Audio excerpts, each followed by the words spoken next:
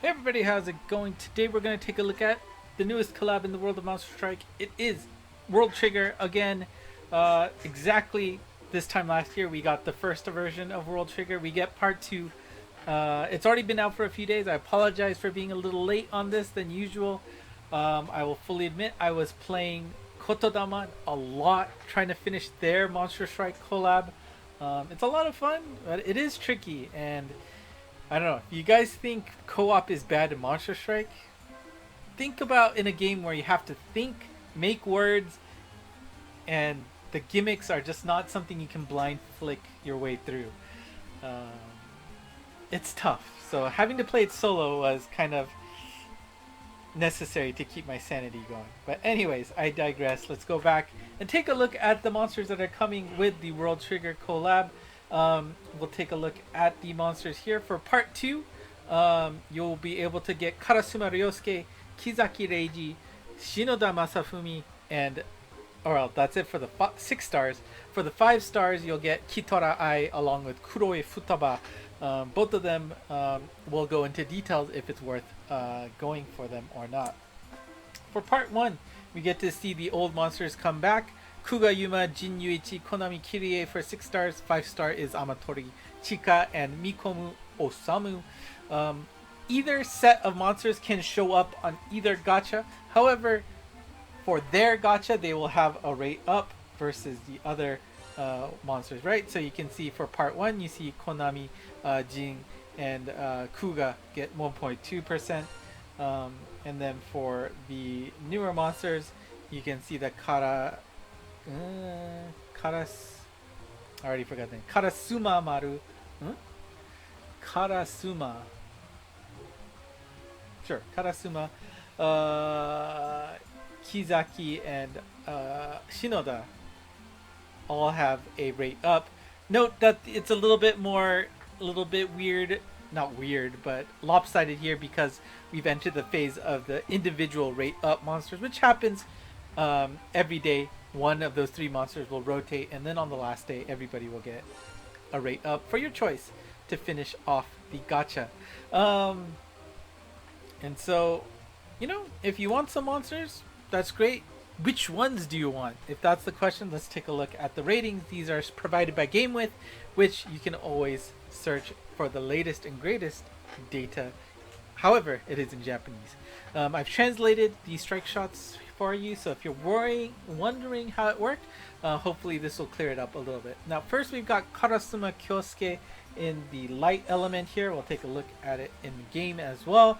I won't go over the stats because I did that on the news, so if you want to check out what that was, go ahead and figure that out there. But we are going to look at the strike shot specifically. For Karasuma, he does a strike shot. His boost for his own damage increases to 1.2 or 1.3 if you have it on the second gear. Once he is done moving, he increases his attack again by 1.44 times or 1.56 times, and this is multiplicative, so it increases already on the bonus he got at the first play. So that is a total of 1.728 times on the first gear and 2.028 times on the second gear. So that means on his second gear, he does double damage on his strike shot. Very, very strong, I believe.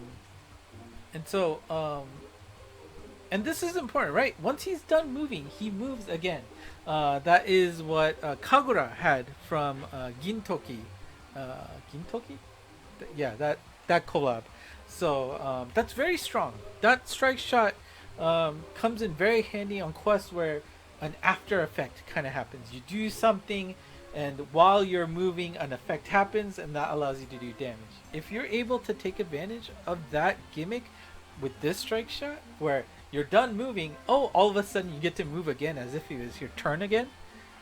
Very, very strong in that regard. So I do love that strike shot. I wish I had Kagura to take advantage of it.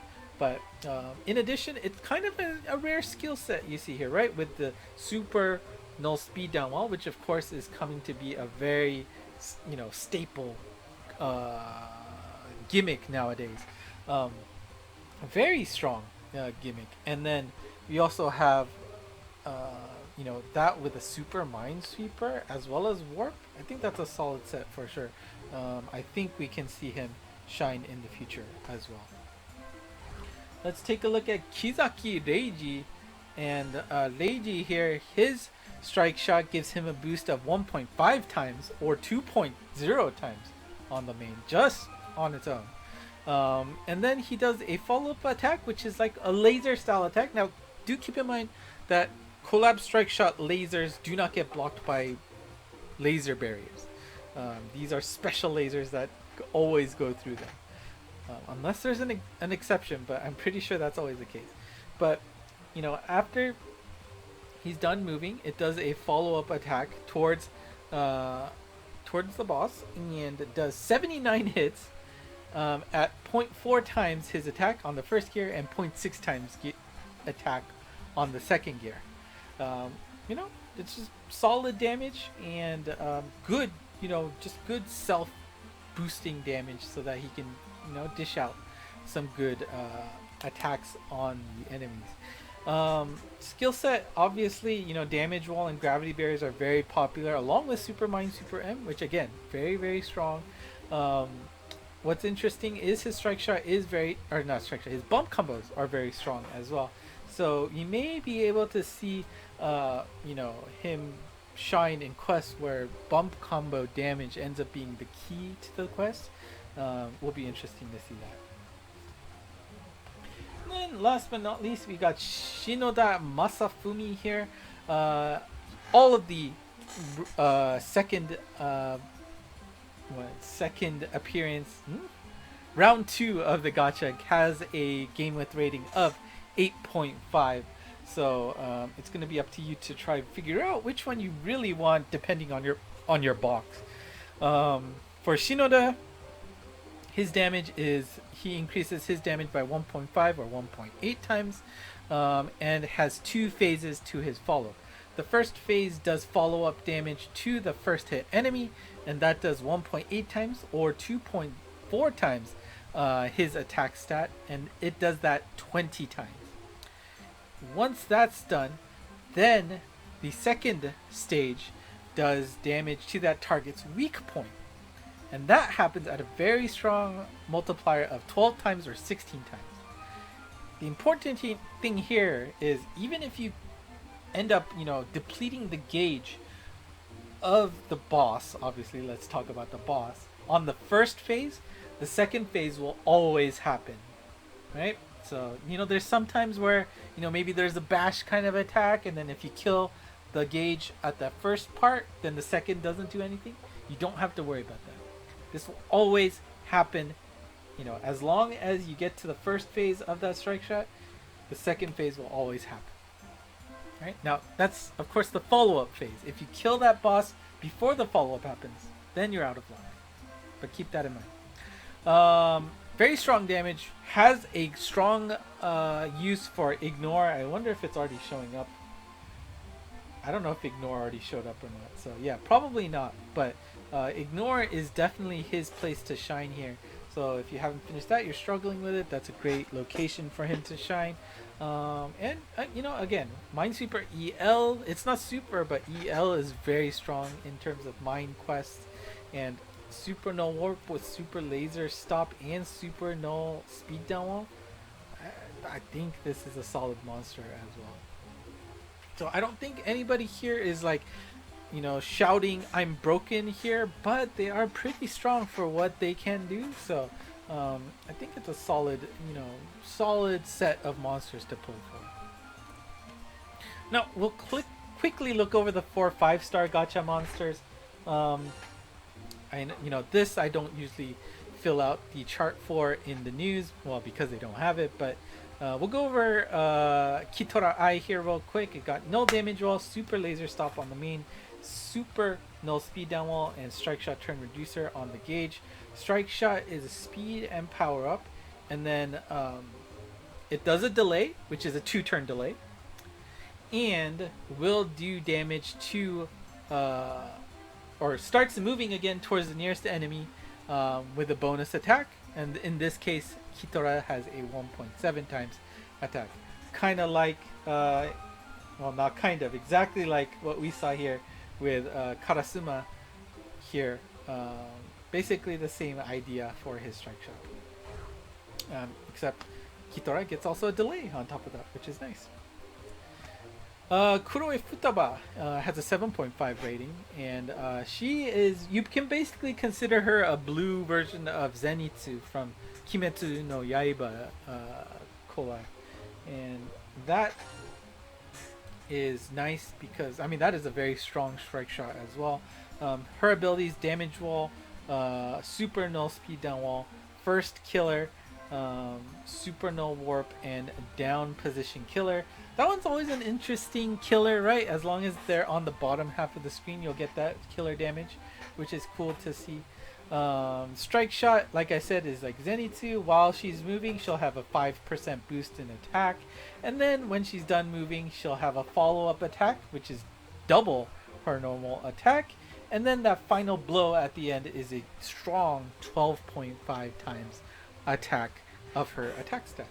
And so very strong. You know how Zenitsu works very nicely. You can see her in action. It's basically the same idea. Definitely worth to get at least one of each for sure, which is not a surprise for collabs. Now, the big question is for the Transcendent Kais. For the part 1 gachas, each of those old monsters have a Kai form available now, and I'm sure some of you might be wondering, is it worth it or not? And unfortunately, Kuga is a little bit of a difficult decision here to really, you know, say strongly one way or another.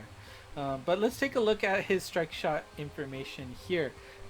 Strike shot, of course, increases. Well, let me pull it up. Increases his own damage by 1.2 times or 1.3 times, depending on the grade of the strike shot you use.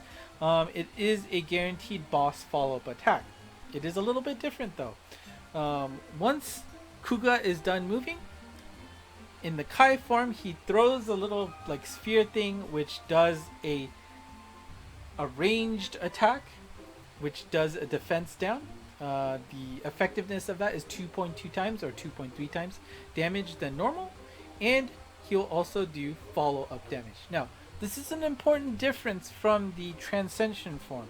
The Transcension Kai only does a defense down, whereas the standard Transcension did a attack down as well. That is not present in the Kai. I'm not sure why, but that is an important difference to keep in mind so that you don't expect it as part of that strike shot.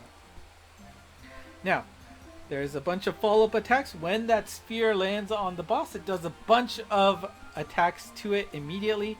That is 6 successive hits at 0.15 or 0.21 times the attack stat, and then a big follow-up attack which does 7.5 or 8.5 times his normal attack stat, and it focuses on the middle of the boss. Now this is important. The focus of the strike shot is different in that Transcension Kai form, and so you're not going to reliably hit the weak point anymore like you may have on the Transcension form. And again, I apologize if I'm interpreting this incorrectly, because I obviously do not have Yuma on either account. So this is all just trying to watch the videos and interpret the text, reading other YouTubers' interpretation of this. But basically what I'm seeing is, if you can hit the weak point, the Kai form is stronger. Absolutely stronger. But that's a big if. If you want to be mindless, you don't want to think about it, it sounds like on a average day, the Transcension form is going to be stronger, right? Like you can think that the average, it's great average hitter in terms of, I mean, don't get me wrong, he's strong, but you know, for a reliable amount of damage, you can do that. But if you are able to hit the weak point, this Kai form is absolutely stronger. So, is this something you can reliably relate to, utilize in your quest? Do you want to deal with that? I'm not so sure. So I think the decision here is there's no immediate need to immediately send Kuga into the Transcension Kai form. You may want to think about it to see if it's worth it. Do you like using it?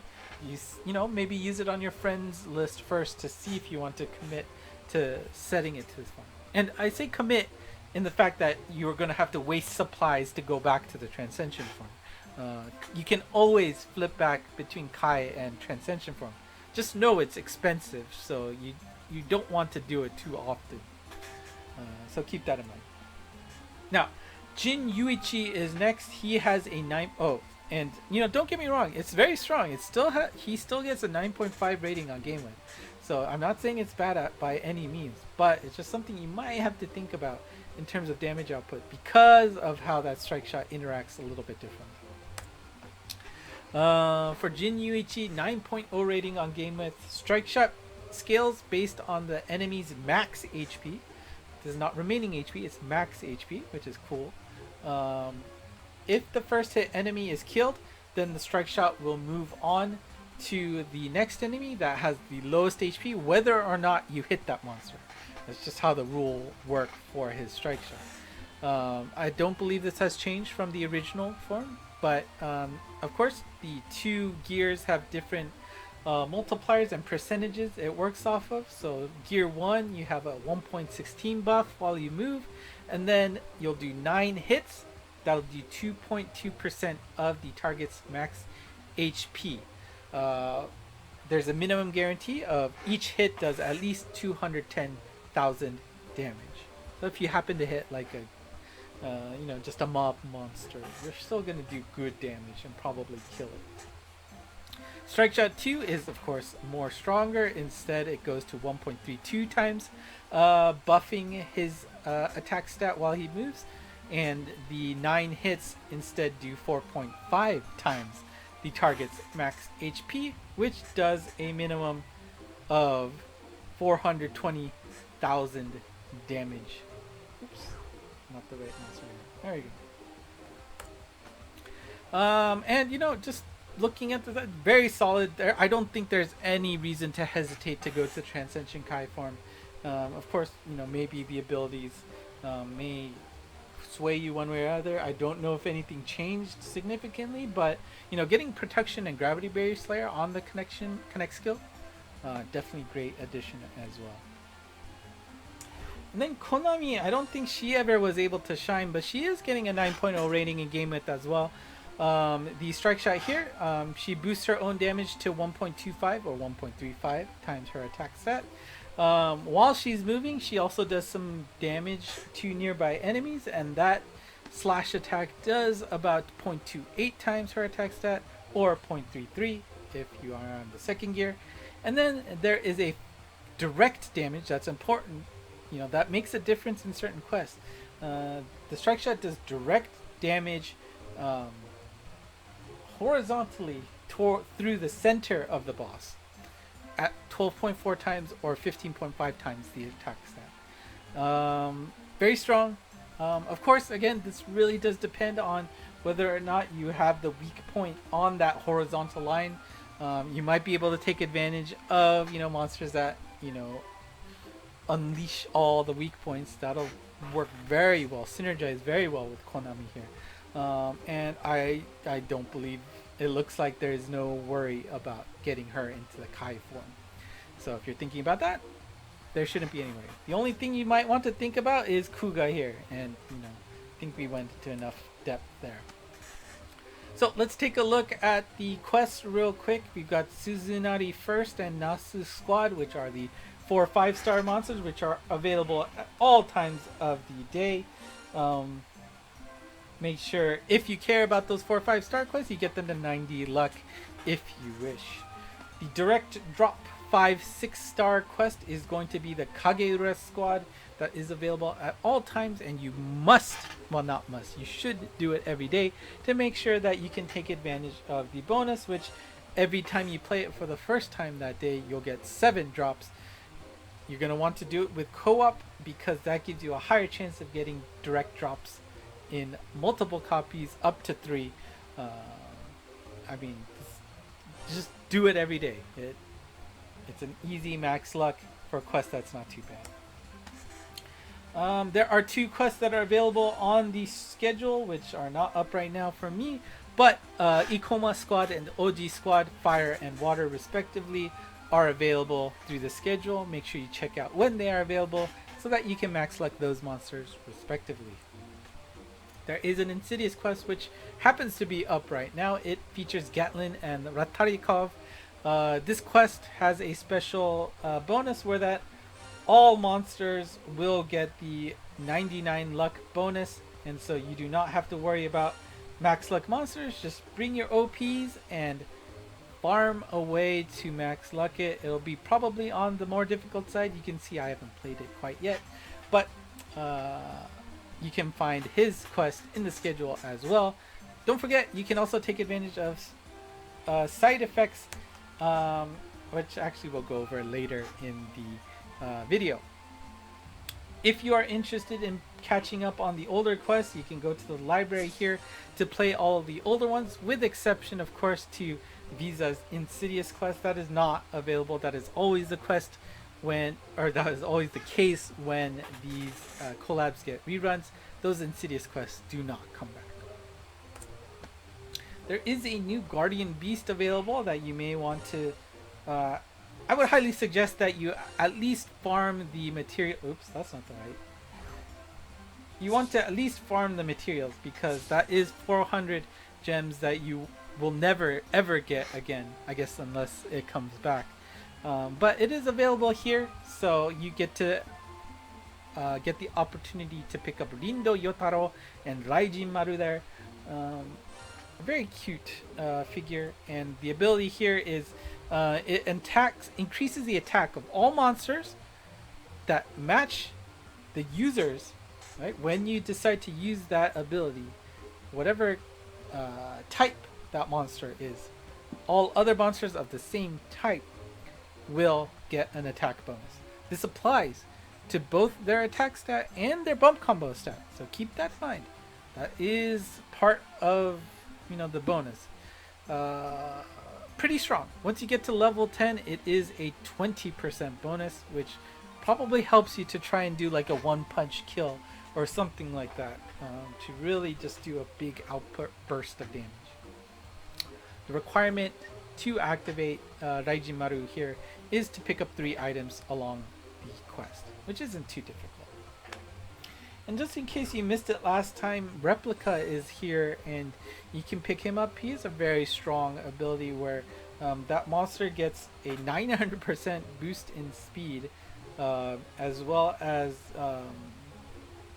if your team is filled with border patrol classes. So basically collab monsters will also get an attack bonus as well. Now that second part is a little bit, but I mean the fact that you get a 900% boost in speed is not bad, for sure. Alright, and hopefully you've been taking advantage of these. I've been barely doing it, but you can see on the home screen that there are border rank missions available that allows you to take on some quests with certain dependencies here, and that unlocks some missions for you. You're able to clear them. Once you clear them, you're able to get rewards, which allow you to get bonuses, which are always nice. You can take a look at the missions here. If they're a little bit hard to see, you can always check them out on Twitter at ENGMost or the Discord channel. They are individual images there that you can see to read them all. But rank C is pretty simple. Just no con clear the collab quests essentially. And if you can get some S ranks, you'll also get that 7th mission clear. You'll be able to bank a bunch of the Osamu and the Chika there. You're gonna get 6 copies of each for the first set of missions, and then once you get to rank B, you need to start including collab monsters in your quest clears to get that credit for that. Also, if you can use Raijin Maru there, that's an easy quest, but you have to do that on a Bakuzetsu quest, so colossal. Gonna have to think about where to use it, but I'm sure there's enough OPs in certain quests that it's a no brainer there. And then we get the rank A quests, which only half of them are actually active right now. And you can see that they are, challenge quests, right? You're trying to do them without a certain ability, or you're using, 5-star monsters. Definitely check out GameWith for advice on that, on how to clear them easier. This one you'll be able to get the other squad there, 15 copies each, and we'll get more information about the last half quest. Probably, another Insidious invade in the next news, something like that is usually the case. You'll be able to get that. And of course, once you get the points, you can spend them here. Make sure you click this panel here to see this, materia board. Sorry, that was the first thing that came in mind when I saw this. But you can, you'll start in the middle here and you'll spread out to get more rewards. And you can see the cost. It says 1 point here, so you can click the panel that you want to unlock, hit the bottom right Kaiho button. It'll ask you, do you want to unlock this reward? Yes or no. And I'm going to say yes. And then you'll get the reward and you unlock the rewards that come after it. Now you can see there are a few that are going to be side effect rewards. And what those side effects are is you can either activate them here on this board, or when you go to the event screen, it's available on the top right. You click that and you can activate your side effects. And they all have different abilities, and there's a limit here that you can have active at the same time.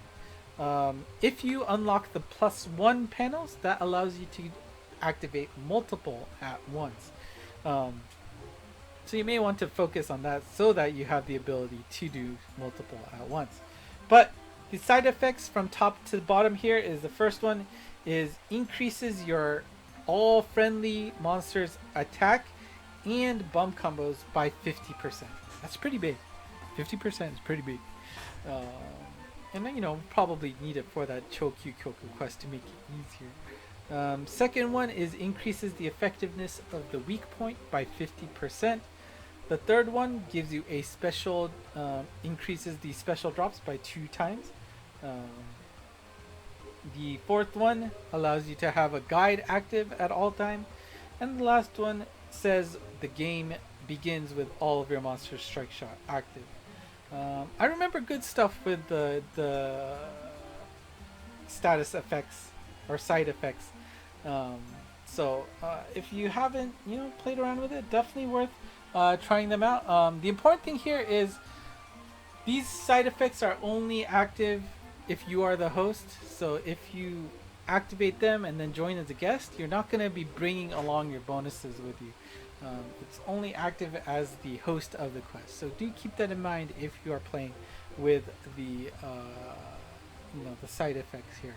Don't waste them because they do have a time limit attached to them. They're only active for a set amount of time, and then once it's done, you have to wait until it recharges, essentially. So make sure you use them when you're ready to farm. Probably get ready for that on Monster Strike Day. That's probably your best time to do it. I know that's my plan. And yeah, oof, that was a long video. That's almost 30 minutes. That was a lot, actually. And I know it can be confusing, so if you have any questions, let me know. I'll be more than willing to try and answer them for you. And you can look forward to a gacha video tomorrow where I take on this gacha to see if I get any love with either part 1 or part 2. Still trying to figure out how I want to split it up, but the important thing is that it is there. So look forward to that. Thank you for watching. If you haven't already, hit the like button, subscribe, comment below. ENG Monster has all of these slides up from the news. At least the translations have been pinned there, so if you want to see that again, take a look at there, or join the Discord channel to talk with other folks who can help you more immediately than I may. Whew. All right, that's it for me today. Thank you for watching. Until next time, bye bye.